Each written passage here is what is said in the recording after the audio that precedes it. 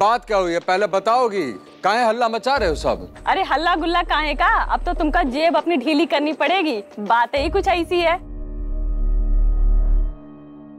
और हाँ, एक बार कोनो बहाना ना काम आएगा तो खूब ढेर सारा मिठाई आएगा बस। अरे आ जाएगा मिठाई, पहले बात कोई जलेबी की तरह घुमाना बंद करो और बताओ हमें हुआ क्या है? ऐसा क्या कर दी है नूतन? अरे हमरी नूतन माँ बनने वाली है।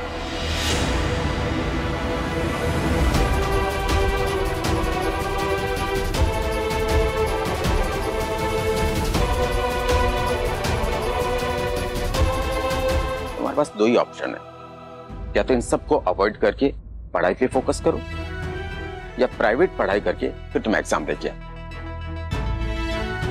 बेटा हम लोग हमेशा तुम्हारे साथ नहीं रहेंगे, पढ़ाई शिक्षा हमेशा तुम्हारे साथ रहेगी, तुम्हारा सहारा बनकर। असली सहारा पति का होता है, और जो कुछ भी फैला है ना इसके बारे में, उसे सुनकर कोई भी लड़का इससे शादी करके इसका सहारा बनने को थोड़ी तैयार होगा।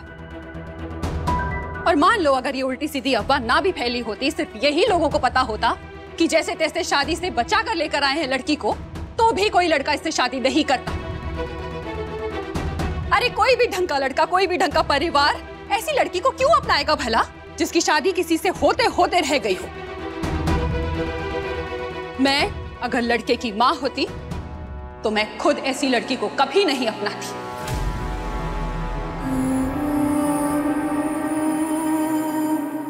ये क्या बोल रहे हैं बाहर सब?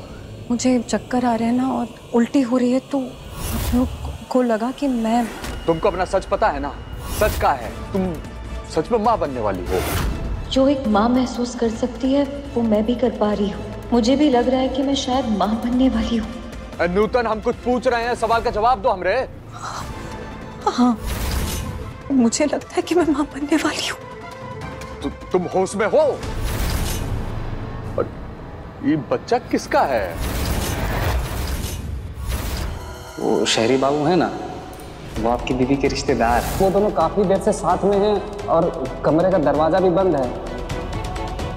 पराशर आइए ना, अंदर आइए।